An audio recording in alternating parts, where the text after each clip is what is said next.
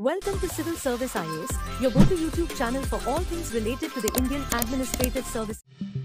दोस्तों, पिछले 2 सालों में कई रियलिटी शोज आए, लेकिन जितनी अटेंशन और टीआरपी शार्क टैंक इंडिया को मिली वो वाकई में नोटेबल है। फिर चाहे वो मीम बाजार से हो या फिर एंटरप्रेन्योर्स के आइडियाज से। लेकिन जिस तरीके से शार्क टैंक इंडिया ने कई स्टार्टअप्स को इन्वेस्टमेंट दी, उससे एक पूरी जनरेशन में स्टार्टअप को लेकर और ज्यादा इंटरेस्ट जागा है। और इससे पहले स्टार्टअप इंडिया जैसे इनिशिएटिव ने भी स्टार्टअप इकोसिस्टम को बूस्ट करने के लिए कई प्रोग्राम लॉन्च कर दिए थे। लेकिन दोस्तों, शार्क टैंक्स के शार्क्स की टीम ने जिस यूनिकॉर्न और बिलियन डॉलर कंपनी का सपना इन न्यू स्टार्टअप फर्म्स को दिखाया है, उसमें कितनी सच्चाई है और क्या सच में आज इंडिया में एक एंटरप्रेन्योर होना और यूनिकॉर्न बनना शार्क टैंक में प्रेजेंटेशन देने जितना आसान है, ये एक बड़ा सवाल है। दोस्तों, पिछले कुछ सालों में across the country startup industry में एक मेजर बूम देखने को मिला है। देखा जाए तो उसकी वजह से startup bubble, unicorn, decacorns, money, Silicon Valley, stakes और वैल्यूएशन और एंटरप्रेन्योर जैसे वर्ड्स पिछले एक डिकेड में जिस तरीके से हमारी लाइफ में शामिल होते जा रहे हैं, वो स्टार्टअप इंडस्ट्री के न्यू एरा को इंडिकेट करते हैं। लेकिन ऐसा नया टर्म जिस पर टीवीएफ ने सीरीज और सोनी ने रियलिटी शो बनाकर एक पूरी जनरेशन को फैसिनेट किया है, आखिर उसकी रियलिटी क्या है, आइए सबसे पहले उसको समझ लेते हैं। दोस्तों, यूनाइटेड स्टेट्स के बाद इंडिया दूसरी ऐसी कंट्री है जहां पर सबसे ज्यादा स्टार्टअप्स मौजूद हैं। वहीं ग्लोबली स्टार्टअप इकोसिस्टम और नंबर्स ऑफ यूनिकॉर्न्स के मामले में भारत 3rd रैंक पर स्टैंड करता है। देखा जाए तो स्टार्टअप इकोसिस्टम इंडियन जीडीपी में 4 to 5% कंट्रीब्यूट करता है। जून 2016 में इंडियन गवर्नमेंट के प्रोग्राम स्टार्टअप इंडिया के बाद से ही भारत में स्टार्टअप इंडस्ट्री में बड़ा बूम आया है। जहां 2016 में इंडिया में सिर्फ 445 स्टार्टअप्स थे, वहीं 2023 तक के नंबर्स 86,713 तक पहुंच गया है। लेकिन जिस स्टार्टअप इकोसिस्टम की बात इंडिया के पीएम से लेकर बड़ी बड़ी कंपनीज कर रही हैं, उनकी हालत क्या है, आइए सबसे पहले ये समझ लेते हैं। दोस्तों, नो डाउट इंडिया में स्टार्टअप में बूम आया है। भारत में पिछले साल करीब 100 यूनिकॉर्न का टारगेट अचीव हुआ है, लेकिन इसके साथ ही 2000 स्टार्टअप्स फेल भी हुए हैं। वहीं पिछले 5 सालों के भीतर 90% स्टार्टअप्स फेल हो गए हैं। अब अगर देश में 100 यूनिकॉर्न्स है तो इसका मतलब बिल्कुल भी ये नहीं कि सारी कंपनीज प्रॉफिट जनरेट ही कर रही हों।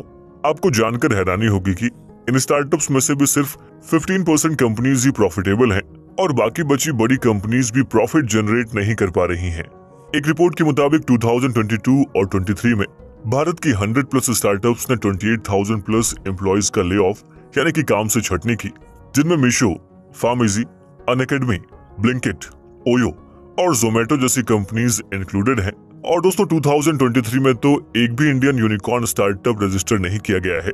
ऐसे में जो स्टार्टअप इंडस्ट्री इंडिया की 140 करोड़ पॉपुलेशन की प्रॉब्लम को लेकर प्रोडक्ट्स और सॉल्यूशंस को जनरेट कर सकती है, इतने बड़े मार्केट में बिजनेस को एस्टेब्लिश कर सकती है, वो इस तरह से लॉस में क्यों जा रही है, ये एक बड़ा सवाल है। दोस्तों, इस सवाल का जवाब जानने से पहले हमें ये जानना होगा कि आखिर ये स्टार्टअप कल्चर शुरू कैसे हुआ और आज जो इंडिया में स्टार्टअप्स का ब्राइट फ्यूचर यूनिकॉर्न और डेकाकॉर्न फर्म्स हैं, उनकी रियलिटी क्या है। साल था 1957।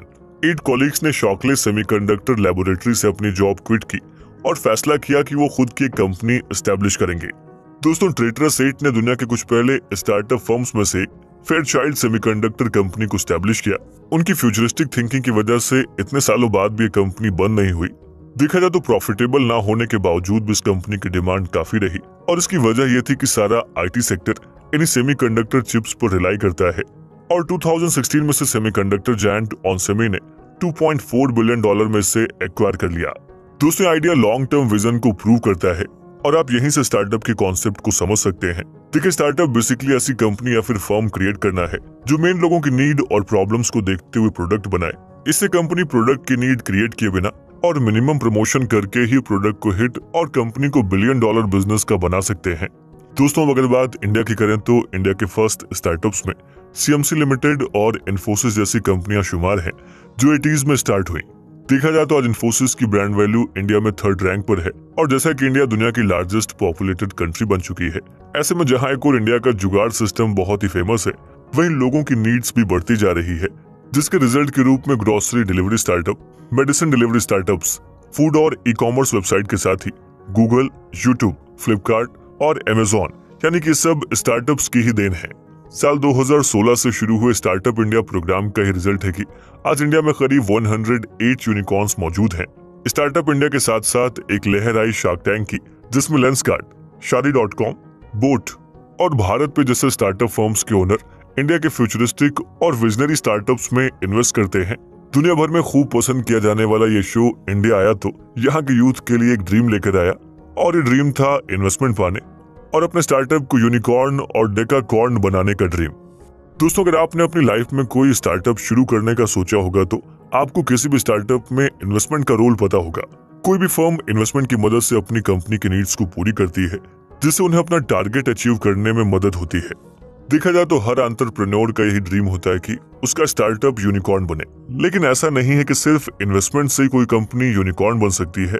दोस्तों, ऐसे कई स्टार्टअप्स हैं जिनमें करोड़ों की इन्वेस्टमेंट होती है, लेकिन आखिर में प्रॉफिट जनरेट नहीं कर पाते और लगातार लॉस में जाने की वजह से उन्हें अपने फर्म्स को भी बंद करना पड़ता है। इस साल 2023 में इंडिया में फ्लिपकार्ट, बायजूस, नायका और स्विगी ही डेकाकॉर्न की लिस्ट में अपनी जगह बना पाए हैं। दोस्तों, आपको बताते चलें कि डेकाकॉर्न ऐसे प्राइवेटली हेल्ड फर्म्स होते हैं जिनकी वैल्यूएशन $10 बिलियन से ज्यादा एक्सीड कर जाती है, लेकिन ये डेकाकॉर्न कंपनीज कितना प्रॉफिट जनरेट कर रही हैं, ये भी आपको जानना बहुत ही जरूरी है। दोस्तों, 2022 और 23 में फ्लिपकार्ट करीब 39 बिलियन इंडियन रुपीस की लॉस में रही। वहीं नायका के एनुअल प्रॉफिट में 53% ड्रॉप यानी कि करीब 19.26 करोड़ का लॉस। फाइनेंशियल ईयर 2021 में बायजूस को करीब 4,500 का लॉस और स्विगी को फाइनेंशियल ईयर 2023 में $545 मिलियन का लॉस हुआ है। ऐसे में सवाल ये उठता है कि आखिर इंडियन स्टार्टअप्स इतना डाउनफॉल क्यों फेस कर रही हैं? 140 करोड़ की पॉपुलेशन वाले इंडिया में इतने स्टार्टअप्स फेल क्यों हो रहे हैं और दोस्तों प्रॉफिट क्यों जनरेट नहीं हो पा रहा है? आइए अब इंडियन स्टार्टअप्स की रियलिटी को भी समझ लेते हैं।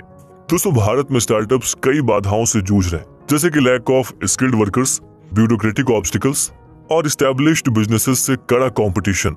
लैक ऑफ फंडिंग स्टार्टअप्स में आने वाले चैलेंजेस में से एक है, क्योंकि एंटरप्रेन्योर्स के पास कैपिटल एक्सेस काफी कम होता है। ऐसे में स्टार्टअप्स लगातार फंडिंग इश्यूज को फेस करते हैं। यही वजह है कि बिजनेसेस अर्ली स्टेज में एस्टैब्लिश नहीं हो पाते। स्टार्टअप में investment angel investors, venture capitalist, government scheme, crowd funding, accelerators, incubators और बैंक लोन्स के जरिए आप हासिल कर सकते हैं। लेकिन दोस्तों, ये प्रोसेस इतना भी आसान नहीं है, क्योंकि अगर आपका आइडिया आपके इन्वेस्टर को पसंद नहीं आ रहा तो शायद आपको इन्वेस्टमेंट ना मिले।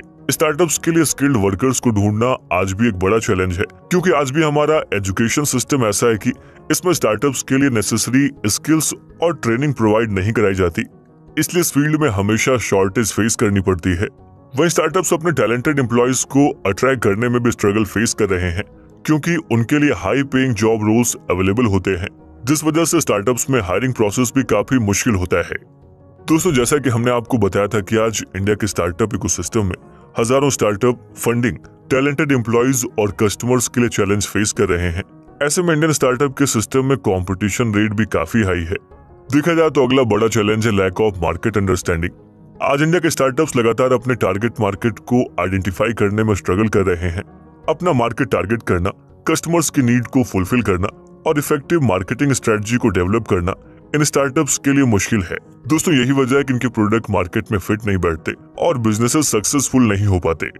दोस्तों, आज जहां दुनिया भर के देश इंडिया में इन्वेस्टमेंट करना चाहते हैं, क्योंकि कंज्यूमर्स के हिसाब से इंडिया दुनिया के लार्जेस्ट मार्केट्स में से एक है, ऐसे में दुनिया भर की स्टार्टअप कंपनीज भी इंडिया में अपने फर्म्स को एस्टेब्लिश करना चाहती हैं, और यहीं पर सामने आती है प्रॉब्लम ऑफ ओवर एस्टिमेशन। देखा जाए तो ये फॉरेन स्टार्टअप्स के लिए नहीं, बल्कि इंडियन स्टार्टअप्स का भी सबसे बड़ा इशू है।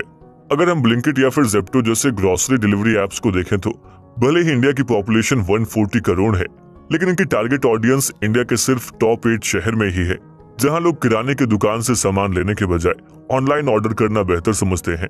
और इसका एक रीजन ये भी है कि इन शहरों में रहने वाले लोगों की पर कैपिटा इनकम बाकी देशों के मुकाबले ज्यादा होती है। यही वजह है कि कंपनी बाकी इंडियन शहरों में प्रॉब्लम को फेस करती है, जिसे हम कंट्री डिलाइट जैसी कंपनी के एग्जाम्पल से समझ सकते हैं। दरअसल कंट्री डिलाइट ने कई बार अपने टारगेटेड ऑडियंस को हाईलाइट किया है।